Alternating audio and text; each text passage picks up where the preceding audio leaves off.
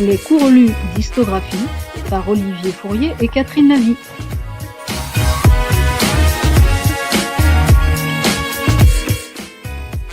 Programme d'histoire, classe de 6e. Premier thème, la longue histoire de l'humanité et des migrations.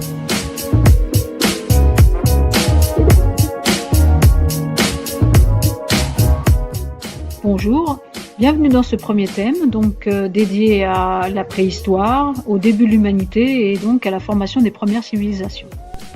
Alors, avant de commencer la lecture de ce premier chapitre, je vous propose de nous arrêter sur les deux notions que nous, sur Histographie, nous avons retenues pour faciliter la compréhension et le développement de ce premier chapitre et même des deux autres chapitres qui font partie du thème 1 de la longue histoire de l'humanité et des migrations.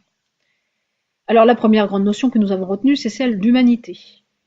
L'humanité étant liée à l'espèce de l'homo, le genre qui réunit l'homo sapiens, c'est-à-dire nous-mêmes, et les espèces qui lui sont apparentées. Le mot viendrait de l'indo-européen, elle signifierait chose ou fils de la terre, puis du latin archaïque eimo. Dans cette notion d'humanité, il faut y inscrire aussi celle de préhistoire. Alors, la préhistoire, cette période de temps qui est généralement définie comme la période comprise entre l'apparition de l'humanité et l'apparition des premiers documents écrits. Elle se divise en deux parties, le paléolithique, c'est-à-dire l'âge de la pierre taillée, et le néolithique, l'âge de la pierre polie.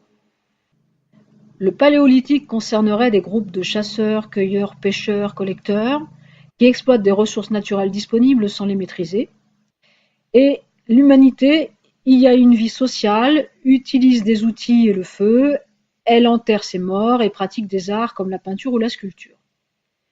Le néolithique, quant à lui, concernerait les populations dont la subsistance est assurée par la production. Ce sont des groupes d'éleveurs et d'agriculteurs, souvent sédentaires, qui exploitent des ressources qu'ils maîtrisent et qu'ils gèrent en partie. L'humanité s'organise ainsi en société, c'est-à-dire la modification de l'habitat, la socialisation des hommes, la hiérarchisation, l'utilisation de la monnaie et la pratique d'échanges commerciaux. Ensuite, la deuxième notion que nous avons retenue, c'est celle d'État. Alors, une cité-État, c'est un petit royaume indépendant qui exploite un territoire. La cité-État est dirigée par un roi et elle possède une véritable organisation politique et religieuse. Elle maîtrise l'écriture et elle est bien délimitée par des remparts. Le terme de cité-État est appliqué aux micro-États du Proche-Orient antique en Mésopotamie. La première cité-État étant la cité d'Our, dont le roi était Urnammu. Elle était située au bord du fleuve Euphrate, ce qui lui permettait de développer des activités agricoles et artisanales. Les principales cités-États sont Our, Uruk, Lagash, Kish et Umma. À présent, passons au cours lu. Première partie, les débuts de l'humanité. Homo habilis naît en Afrique. À partir des découvertes scientifiques actuelles, on estime que l'humanité apparaît en Afrique. Entre 3 millions d'années et 200 000 avant Jésus-Christ environ, plusieurs espèces d'êtres humains naissent et cohabitent sur ce continent. Les plus anciens outils fabriqués par Homo habilis ont été retrouvés là-bas. Il y a environ 2 millions d'années, des groupes d'Homo erectus, poussés par des changements climatiques, sortent d'Afrique et s'installent en Asie et en Europe.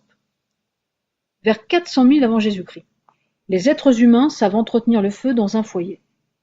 Le feu améliore et transforme leur vie, pour l'alimentation, la protection ou l'éclairage. Deuxième partie, les migrations des premiers hommes.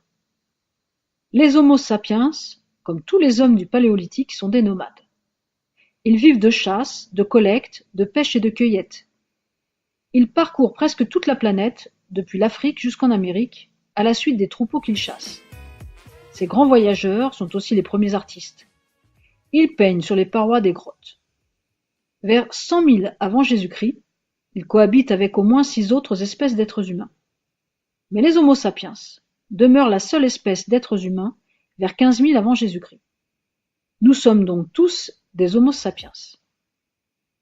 Dernière partie, des découvertes scientifiques encore fragiles.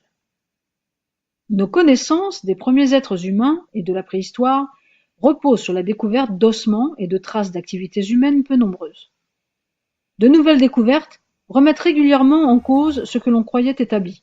Par exemple, Homo sapiens a bien vécu avec Homo néandertal et un métissage ancien entre les hommes de Néandertal et les humains anatomiquement modernes aurait été découvert. Les paléontologues, les glaciologues, les généticiens, les archéologues, les géologues, mais aussi les appareils de la physique-chimie permettent de progresser dans les découvertes. Ce premier chapitre étant terminé, je vous propose de nous retrouver ultérieurement pour la suite, la révolution néolithique, bien sûr sur l'histoire. À bientôt!